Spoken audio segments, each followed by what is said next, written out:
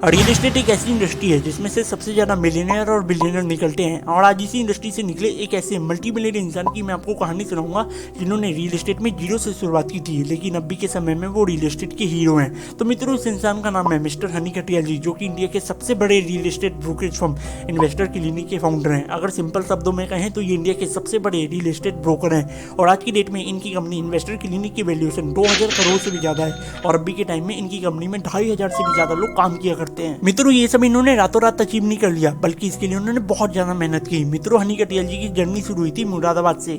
इन्होंने अपने home town Moradabad से अपनी स्कूलिंग की थी और फिर ये अपनी ग्रेजुएशन पूरी करने के लिए दिल्ली आ गए थे। और दिल्ली में इन्होंने अपने पढ़ाई के साथ साथ बहुत कम उम्र से ही कुछ काम करके पैसा कमाना भी शुरू कर दिया था।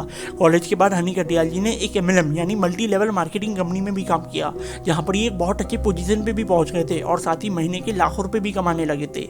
लेकिन किसी कारणवश वो MLM कंपनी रातों रात बंद हो गई और हनी कटियाल जी सीधे लखपति से रोडपति बन गए। और इस पॉइंट तक हनी कटियाल जी ने दो चीजें सीखी थी, पहले पैसे की इज्जत करना और दूसरी नेटवर्किंग करना, यानी लोगों को अपने साथ जोड़ना। और ये दोनों चीजें इन्हें आगे बहुत ज्यादा काम आने वाली थी। फिर इसके बाद इनके एक दोस्त ने इन्हें रियल एस्टेट के बारे में बताया कि अगर आप कोई रियल एस्टेट में प्रॉपर्टी सेल करते हो तो आपको उस प्रॉपर्टी के कॉस्ट का 2% एज अ कमीशन मिलता है। यानी अगर आपने 50 लाख की कोई प्रॉपर्टी सेल की तो आपको 1 लाख रुपए एज अ कमीशन मिलेगा। और यहीं पे हनी कटियाल जी को एक बहुत अच्छी अपॉर्चुनिटी दिखी और फिर यहीं से हनी जी ने प्रॉपर्टी को सेल करने का बिजनेस अपना शुरू कर दिया।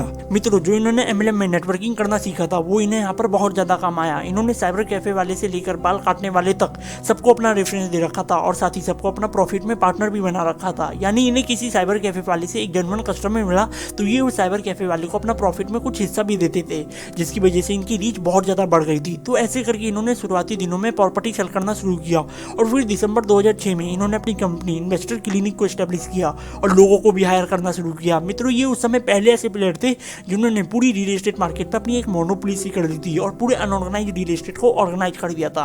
और 2011 में इन्होंने युवराज सिंह को अपनी कंपनी का ब्रांड एम्बेसडर भी बनाया था, जिसकी वजह से इनकी कंपनी की रेपुटेशन और भी ज्यादा बढ़ गई थी। मित्रों, उस समय या अभी के समय में भी कोई भी रियल एस्टेट मार्केटिंग कंपनी इनकी जितनी प्रॉपर्टी सेल ही नहीं कर पाती है, क्योंकि इनका जो नेटवर्क है वो बहुत ही ज्यादा स्ट्रॉन्ग है। और हमने ये पहले भी देखा है कि जिस कंपनी का नेटवर्क या डिस्ट्रीब्यूशन जितना ज्यादा स्ट्रॉन्ग होता है उस कंपनी को कॉम्पिटिशन देना उतना ही ज्यादा मुश्किल होता है। और आज यही मेन रीजन है कि इनकी कंपनी रियल एस्टेट में नंबर 1 मार्केटिंग कंपनी है। और अभी तक पूरे हिंदुस्तान में इन्वेस्टर क्लिनिक ही इनकी अकेली ऐसी कंपनी है जिसने 1 लाख से भी ज्यादा प्रॉपर्टी मार्केट में बेची है। मित्रों, कहानी के एंड में मैं यही कहना चाहूंगा कि चाहे वो गौतम अडानी जी हो या हनी कटियाल जी हो या दुनिया का कोई भी सक्सेसफुल बिजनेसमैन ही क्यों ना हो, इन सब लोगों में एक बात कॉमन होती है कि ये सब लोग बहुत अच्छे से बेचना जानते हैं। यानी ये लोग बहुत अच्छे सेल्समैन होते हैं और जो इंसान सेल्स एंड मार्केटिंग जानता है वो इंसान डेफिनेटली हनी कटियाल या गौतम अडानी जरूर बन सकता है।